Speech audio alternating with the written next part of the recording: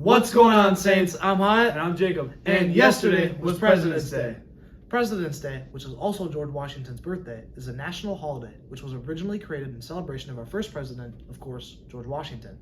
It was later recognized as a celebration for all the presidents this country has had and was accepted as a federal holiday in the 1880s. Without any more wait, Enjoy the show.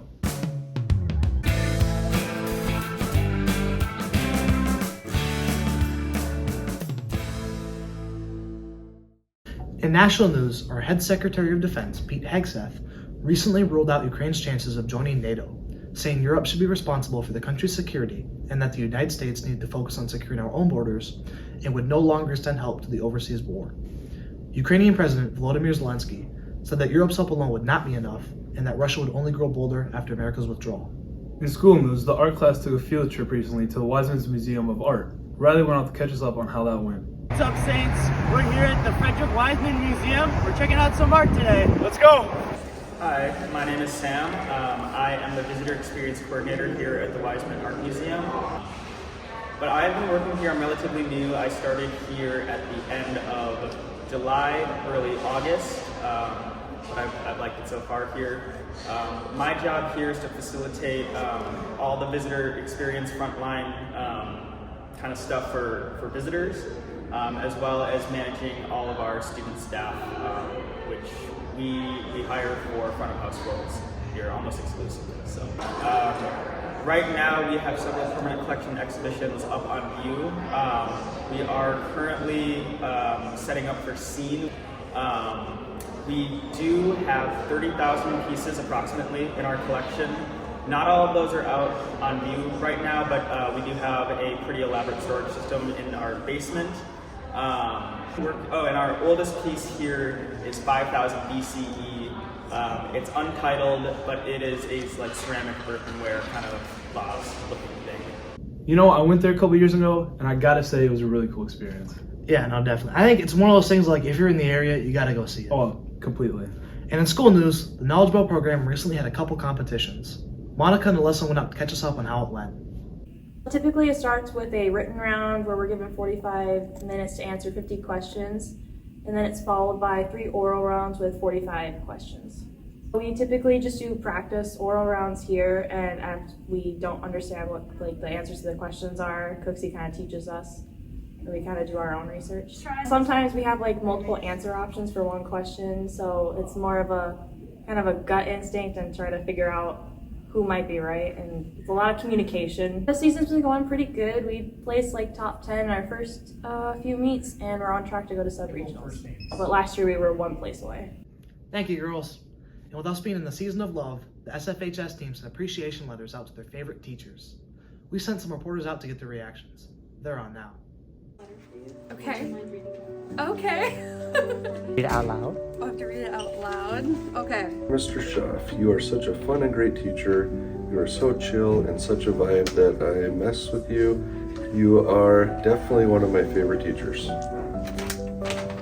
Dear Ms. Randolph, you're such a kind and great teacher that inspires me so much. I love having you and being in your class. You inspire me to be a better person and grow to be better in being creative. Oh my God, that's so sweet. Who wrote this? Dear Lipinskis, good morning. Thank you both for your dedication and hard work. Your passion for teaching has truly made a positive impact on myself and others, and I appreciate how you both make learning fun and meaningful. I'm so grateful to have had you guys as teachers, and I'm thankful for everything you do for us students. It says, we appreciate you very much. Dear Ms. Zimbeck, thank you for being our favorite teacher and never giving up on us no matter how much we annoy you. You always listen to us rant and never judge us. You will always be our favorite. Love, A&M. Thanks, guys. You know, I didn't get the letter out in time, but Nancy Brunn, if you're seeing this, you got a place in my heart. And to settle the age-old question of what fast food joint carries the best chicken sandwich, we sent some reporters out to bring us a professional review on who does it best. Okay, Saints, we went to Cane's. Here are the sandwiches. Yep. All right, let's give it a shot. All in all, Cane's is pretty solid. I'd definitely give it maybe an 8 or 9 out of 10. What about you, Bowski? Me personally, I'd give it 8.5 out of 10. I'd say that too, 8.5 out of 10. All right. And today, we're at Chick-fil-A. Personally, I like it. I think it's crispy, but it's just a little basic. I'd give it a solid 6.5 out of 10. Cane sandwich was much bigger and it was kind of sloppy and messy. I'd probably give it a 8.5 out of 10. My disappointment is immeasurable, and my day is now ruined. Once again, back at it. Today we got Wendy's. This time we got Daniel. Let's give it a shot. Quality, I don't think it's that good. So I'd give Wendy's 5 out of 10. Pretty average. I'm probably going to give it like a 7 because it's pretty average. Better than Chick-fil-A, the very basic sandwich, and yeah.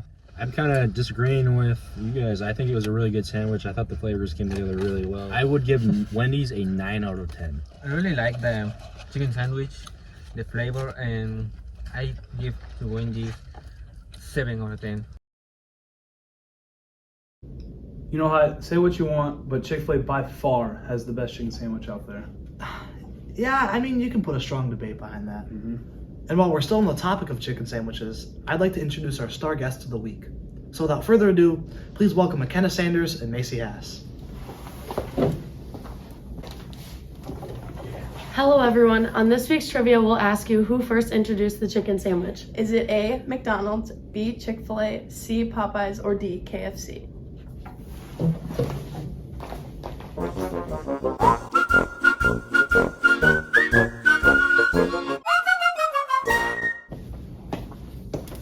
Thank you, girls. Drum roll, please. The answer is B, Chick-fil-A. Introduced in 1964, the Chick-fil-A chicken sandwich quickly grew in popularity and remains as one of the most purchased menu items to this day. But enough of the wait. We'll send it over to sports. What's poppin', Saints? I'm Owen. And I'm Mike. And this is Sports.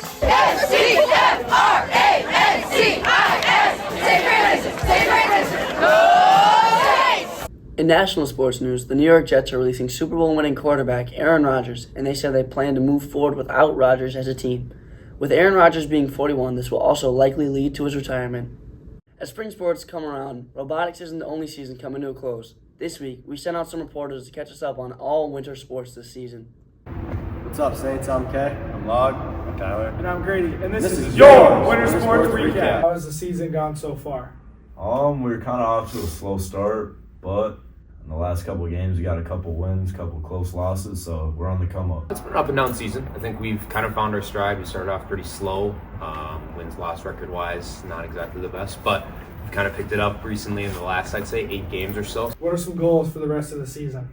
Honestly, to win some section games, to continue to improve and continue to get some more wins. I'd like to see all of our guys continue to improve with their individual skills. I think that'll help us play better as a team, obviously. And then looking at overall goals, hopefully, win a few more games, maybe try and get out of or move up in the section seeding, get ourselves in a nice position to make a run and once we get to section playoff. Well, we're doing pretty good. We are 14-7 overall, and we're 9-2 in the conference, so we're sitting pretty good. It's gone pretty good. I crashed most of the conference races. I disqualified a bunch of them, but I pulled it together for the sections race and had a really good race and made state. We hope to do well in sections and obviously finish out the conference well. Right now we're in 3rd place in the conference, and we got some tough games coming up, so it'll be good. So there's one more race left, which is just the state race, and my goal is to make all-state, which I think is the top 20. First half of the season wasn't too good, but now we're starting to roll in some wins. I think it went really good. It went really good. We made it to state and did good at sections. Yeah, I think it went really good. Try to get a couple more wins, stay out of the penalty box, and score a couple more goals. The season's gone pretty good, as individually and as a team. Season was fun, but it didn't go the best. We had a lot of injuries, and we don't have a lot of people on our team. To make team state this Friday and make individual state next week. It was kind of just trying to keep the younger girls focused and their energy up. That was your winter sports update. Now back to the studio. Appreciate it, boys. And one last thing before we send it to Maine. Quinn and I went out and talked to our new athletic director and how she's settling in. What's up, Saints? This week, we went out to interview the new athletic director and some others on how she's taken on her new role. Before I started this job, I had 27 years of experience coaching multiple different sports, so I think it gave me a good perspective on all that goes into coaching, as far as scheduling, managing team, managing people, working together. She doesn't like being bragged about, but she is the all-time winningest soccer coach in school history. Like, she built a program and built a pretty strong program. What has been some of the biggest differences between your daily life as a coach and as being the athletic director now? Just the difference is that I'm used to spending a lot more time in the gym with connecting with students where I don't get that time as much. There's obviously a learning curve to this job, but what she's doing is she's picked things up really, really quickly. Challenges are is that I spent a lot of time with coaching sports like soccer and golf where I never went to a cross-country match, for example. Just learning how to run the events, all that goes into just cross-country or gymnastics or anything. Like I'm having to learn how to manage all of those sports, even though I've been a part of them. I watch people play them. But just learning all that goes into everything in the conference with scheduling and sections and state tournaments and kind of wrapping it all together has been the most challenging, and I've learned a lot in the last 6 months.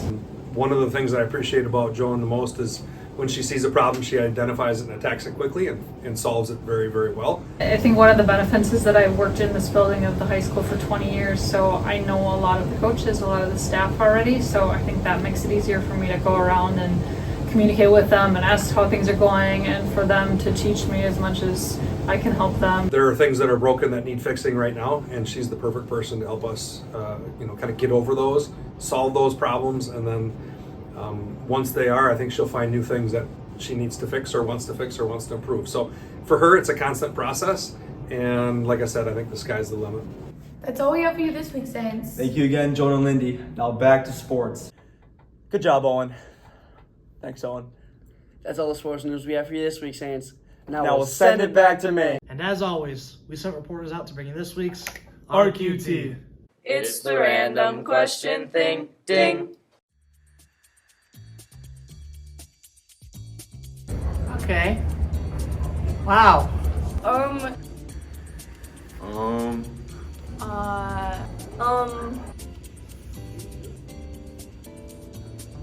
don't know if Oh my gosh. Miss McQueen, I think she just does pottery all day. Gerard. Has to be Amber, because she's awesome. Oh, I got it. Mr. Lipinski, both of them. Mr. Hackborn, and I feel like he probably goes like grocery shopping a lot. My favorite teacher is Lemke. My favorite teacher is probably Ms. Lemke. Honestly, I'd probably say Lemke. Miss Vincent. Miss you also, miss you. My favorite teacher would be Miss Rockets. Coach middle school wrestling. I think she grinds at the gym. Outside of school, she probably, I don't know, plays volleyball. I don't really know. Probably play softball or something. Probably clean and hang out with family. I love her. I think she, outside of school, just does weightlifting and throwing. Grades a lot of tests. She takes care of her kids all the time with stuffy noses. I feel like he's like a hunter or something, you know, like outdoors or something.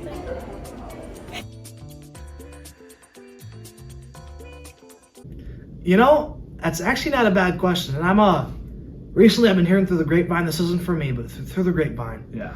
Caitlin Lemke is a pretty elite water polo player. How do you pick that up outside school? I don't know. She's an oddball. It's just something she does. But that's all we have for you. And we will see you next week. Stay safe, Saints.